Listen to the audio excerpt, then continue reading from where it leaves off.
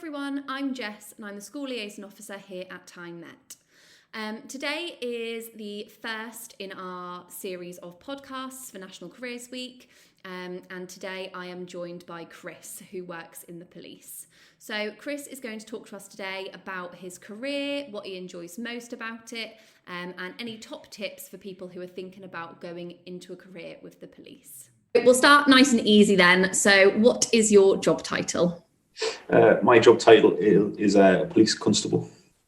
Amazing.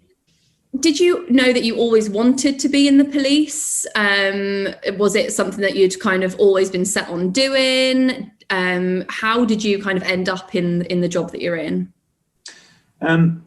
Probably yes to the first part of the question. So yeah, I think I always did. To be honest, actually, I came across a national record of achievement file that I used to do when I was at school.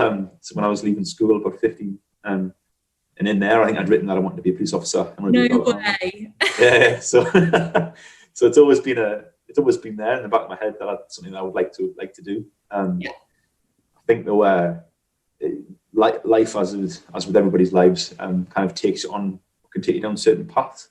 Yeah. I've eventually sort of ended up back at this career, but it's definitely sort of hasn't been a straight line. I know some people do school, then uniform services at college or whatever, and then get straight into the force. Now, obviously, with the PCDA routes, you've got sort of to do the degree alongside your career if you haven't got one. But I very much did a bit of a windy path. So it was GCSEs, then I got some decent ones. So then went to college, did some A-levels, got some all right ones there. And then university was an option. So went to university in something completely unrelated. I did geography. So it wasn't like I did chronology or anything like that. So, and then came out of university. And I think by that point, you get it in your head that I've got to go and get a proper job. Get a professional job, got to work in an office and put a suit on and all that kind of thing. So I've got a degree, and went and did that for 5 years, worked in an engineering firm. And it was great. I mean, all of that experience has been fantastic and has really helped me now. It's just that it's maybe not as direct a path probably as a lot of people, but at the same time, I work alongside lots of different people and it's amazing how diverse of a background. Yeah, I can imagine. It's huge. I mean, I think it's probably a great strength of the job is that, there's so much diversity and so many different experiences that they've sort of been pooled together. So you've always got somebody who's seen something or done something that you're coming across. Yeah, because there are obviously different routes into it as a career, and I think that's so important, especially for young people to be aware of. And I think you were saying, obviously, your path hasn't been really kind of direct and really straightforward into going into the police, but that ultimately means you've got lots of kind of experience of other kind of fields and more of an awareness in that way. But in the same way that somebody who does go kind of that uniform services route kind of after school, they will then equally be prepared in a different way. It's just, I think that's what's so nice about kind of policing as a career. There are so many different routes into it, and you can decide kind of early on, that's definitely what I want to do, but you could also decide a few years down the line. So I think that's really interesting, kind of that you've had that experience of something completely different. I think as well, I think you're right. I think it's more about you as a person, and however you get to being that person doesn't really matter. It's just that at the end of the day that you fit, you're the right person for the job, and like I say, I don't think there's one particular formula that you need to have to get to that point. So that could come, like I say, sort of uniform services straight in, do your PCDA route, sort of work and get your degree alongside, because you have to now, same as nursing. Or you go down a different path and something that you come to later, and it's how you're made up as a person more than probably some. I think some professions are very prescriptive. About you must have this, you must have that, you need to go and do. I mean, for instance, being like lawyers and solicitors, you need to go and do conversion courses or law practitioners courses. Then you need to get sort of time at the solicitors and do all these kind of things, hit all these things to get in. I think like I say, with the police work, it's you find your own path a little bit to it. Yeah, definitely. So I think you've kind of answered then. My next question would usually be, what did you want to do when you were younger if it wasn't police? But obviously you've said that the police is something you have always wanted to do, which is great. Yeah, I think to be honest, it wasn't like a definitive. It wasn't like I definitely want to be that, and I think that's probably why I've took the route I've took. I think up until very recently, until I started applying for the police, I still wasn't really sure what I wanted to do with my career. And that meant that when good opportunities present themselves, and whatever form they were, I took the good opportunity. Because I wasn't like on a set path. And it's taken me good 10 years probably all told to kind of get to this point where I'm in my head sure enough that this is the career I want. Yeah, that's because obviously it's a big kind of dedication as well, isn't it? And like you are committing yourself to the police, at least for the time being. And I think that is kind of it's one of those things where, like you said, it's taken you 10 years to get to that point of thinking, I definitely kind of want to pursue this as a career now. But that's really interesting. Like I said, I think it's interesting that you've explored kind of other options and been flexible because you weren't so kind of 100% set on police as a career. But obviously it's great that you have decided to do that now. So we've also spoken a little bit about your kind of route into the police. In terms of the application process and actually getting your job, how did you find that part of it? It was a lot. If I'm honest. It was a little bit trickier because my experience has been that working in the private sector, so working for private companies rather than a publicly funded company or business like the police or the nurse, NHS, that kind of thing. With the private sector, there's always probably a job somewhere. Maybe only one job, may not be a mass 100-person recruitment like they are within the public sector, but there's always one. Whereas my experience of the public sector side of things has been that it's really, really tied to sort of funding levels. So for a large time in my previous job, the opportunity, unless I wanted to move away to work in a different force in a different area, the option just wasn't there. Because the funding wasn't there from central government, and therefore the recruitment wasn't there. The basically frozen recruitment. So I at the moment the recruitment window opened, I applied, but it took me 18 months all to get in, and that was from initial application. So that's an electronic sort of, you do an initial test where they kind of determine whether you're sort of suitable, but that's really quite light. Just the kind of A, B, C, D, how would you react in these situations? Pick one, and then they say, you're suited, or you might not be suited, but it doesn't stop you. Then there's a sort of electronic application where you write, sort of 100 to 500 word responses against a variety of different questions, sort of slightly slanted towards police, but more kind of based upon your experiences and again, how you would react in sort of particular situations and scenarios. So once you get past that, then there's, a face-to-face interview, at least it was with me. And then that one was getting more policey. And I was lucky that I managed to speak to somebody in advance of that and get some bullet points as to the kind of things that we wanted you to talk to you about. So I didn't go in completely blind, which was really, really lucky. So from what I understand, there are resources out there that they do sort of past courses and things that you can pay for. I was lucky that I didn't have to do that, but that was good. So once you're through the interview, there's then an assessment centre, which is probably the big deal. So that's a full day's worth of assessments. Mine was in a hotel. There was about 250, 300 of us there. No way. Yeah, and the day was composed of English and maths based testing. Then there was a statement writing challenge where you watched an incident on a video basically, and then you had to write a statement off the back of how best you thought you could write a statement. Then probably the biggest part of the day was the scenario based testing, where you have 2 minutes. You get given a bit of paper with some information on. You have 2 minutes. You have to prep yourself in that 2 minutes to go into a room and deal with a situation. Role play. Role play, and I avoided role play as much as I possibly could at any point in my career. So that was a one that you have to sort of steel yourself for. Yeah, you go walk in, you just got to deal with it. And obviously at that point, you haven't really got much policing knowledge. It's more kind of just how you react as a person. How you would react to, yeah. Yeah, and how you think it's best to react in that situation. So go in, deal with that, then you'd come out and the buzzer would go again and you'd go to a different room with a bit of prep. So a different scenario, and then again you'd come out again and then go back in again. And that was probably the most demanding part of the day. Yeah. And then after that, assuming you've passed that, then they get into kind of your biometric testing to make sure that you haven't been a naughty boy. Yeah. That they can fired. So that's fingerprints and things like that.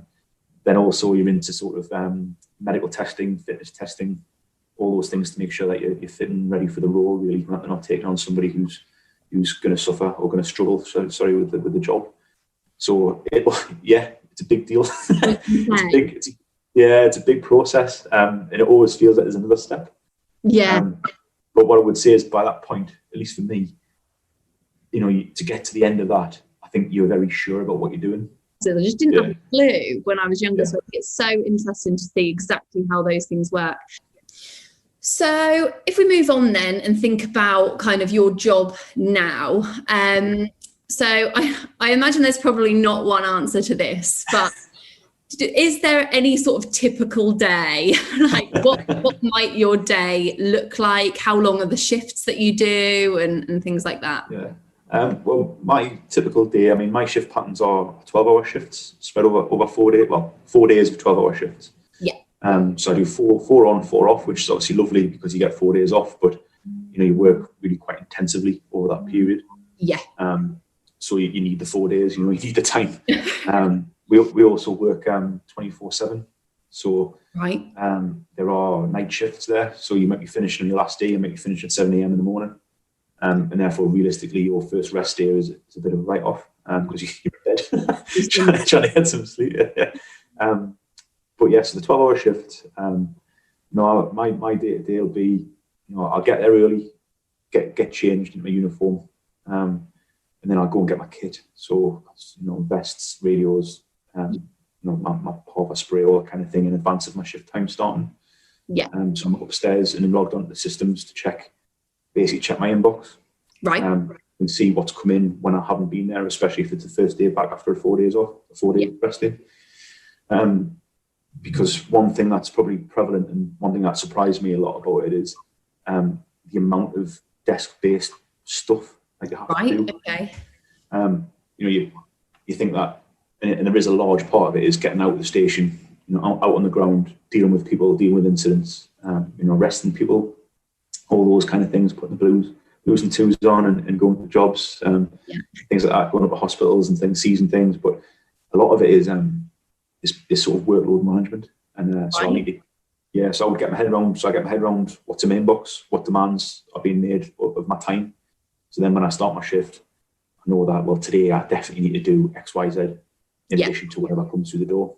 And then, my shifts vary a little bit. Some shift patterns, it's picking up what we call packages out of the cells. So that's basically people who've been arrested overnight or earlier on that day that need us to sort of process. So interview, build case files for and get in front of the CPS, which is the Crown Prosecution Service, for a charge. Okay.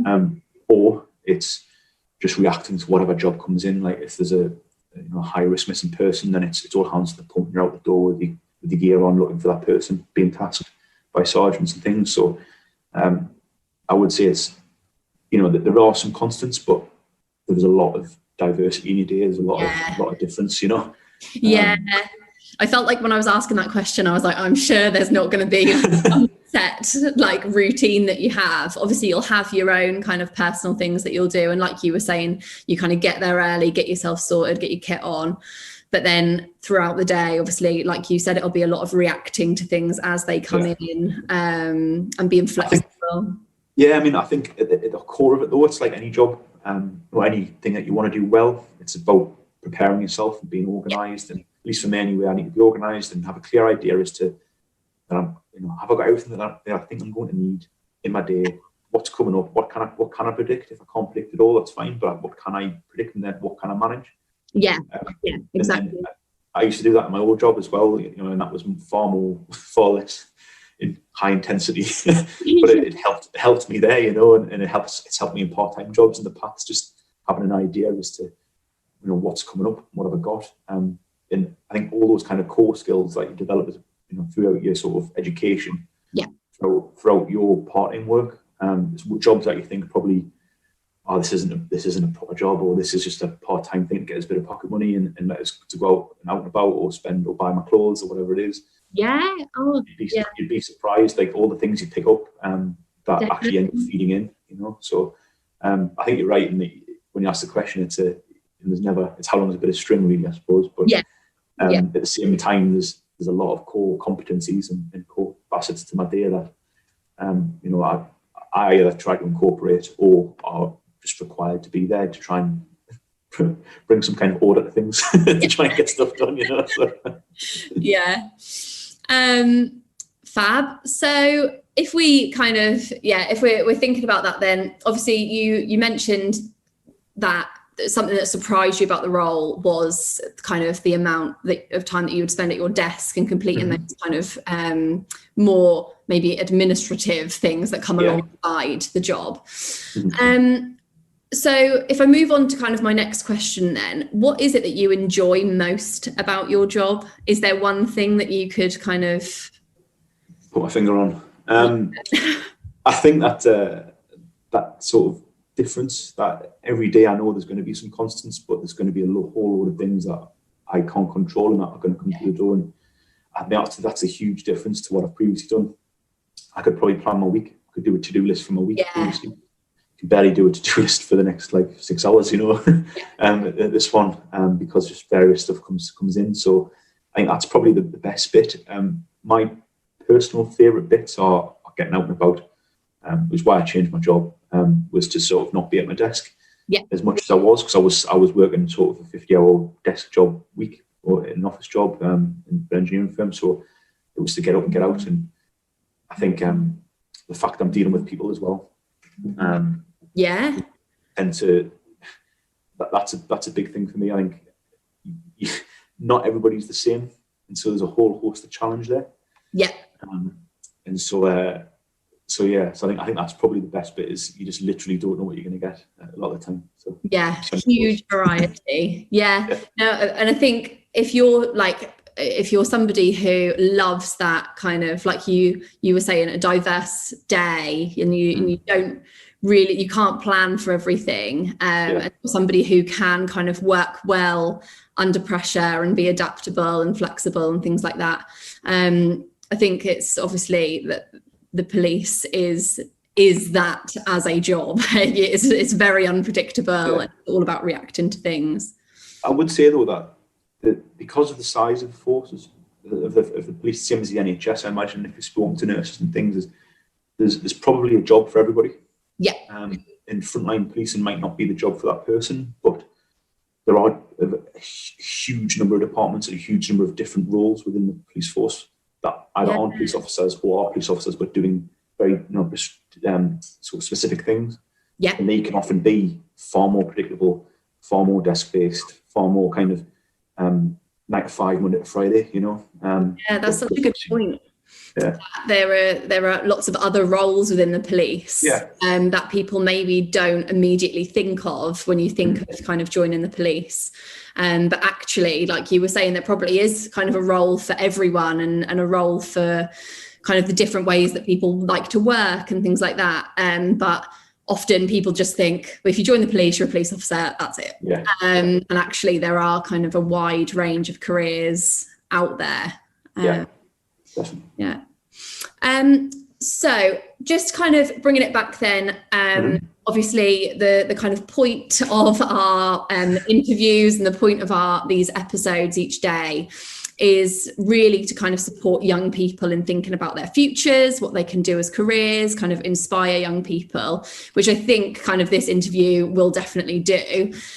What I would kind of ask you, and I've asked kind of other people that we've interviewed as well, is there anything that you wish you'd known about your career, or any tips that you have for young people considering the police?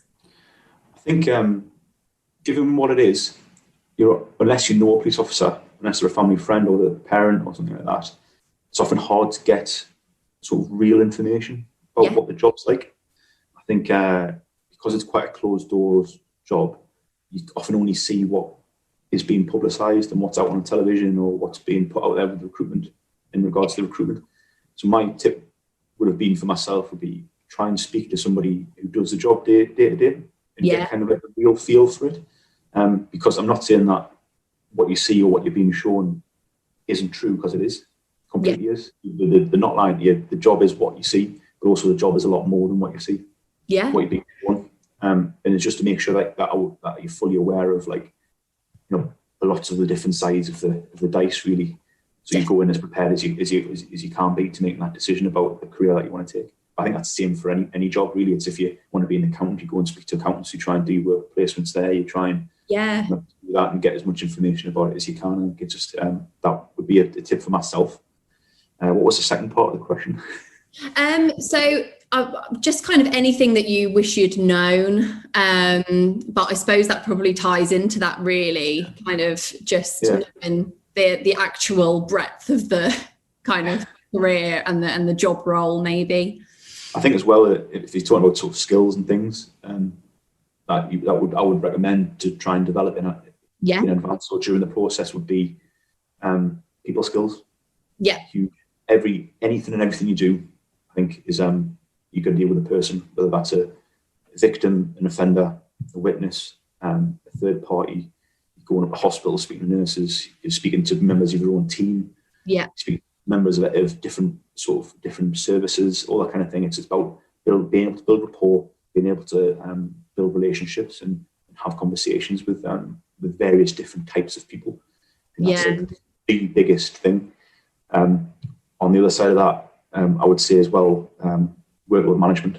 I think if you can get in a position, you can develop this when you're at school, about managing your homeworks and your courseworks and your revision timetables and all this kind of thing. These are all core competency skills that if you were to pursue this career, that would serve you really, really well, because you wouldn't be overloaded by stuff. You'd be able to organise it, manage your time, and that would allow you to then be more successful. So I would say, number one, people skills by far. Number two, manage your workload and your time. And that's probably the two big skill sets I would say would probably serve you well. I think that's so important as well to kind of remind young people, because sometimes it can feel like when you're at school, you think, what am I doing all of this for? And what am I actually kind of gaining? And I think, obviously, other than the kind of academic aspect of it, it is those like transferable skills that really are transferable. And I know you mentioned earlier kind of from your first part-time job and those kind of skills, and it's just being in the workplace, I think is really important, just getting familiar with the process of going to work and things like that, in the same way that just being at school and managing your own kind of independent study is so important for a number of careers. And obviously we can relate that to the police, but I think it's so good for young people to remember that kind of at this time when you're in kind of year 11, or even if you're in kind of college or sixth form, you are in the perfect place to start developing those transferable skills. Completely.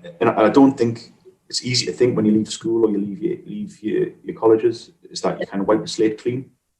And you definitely don't. You take with you everything that you've developed over that period, and all the experiences that you've developed, that you have over that time, and don't sort of cheapen what you do develop over that time, because it might not be perfect, but it's a step forward in whatever it is. And so when you get to 16, 18, you put yourself in a good position just by sort of recognizing what you do have. Amazing. That's been absolutely brilliant. Thank you so much for coming on and letting me interview you about your career.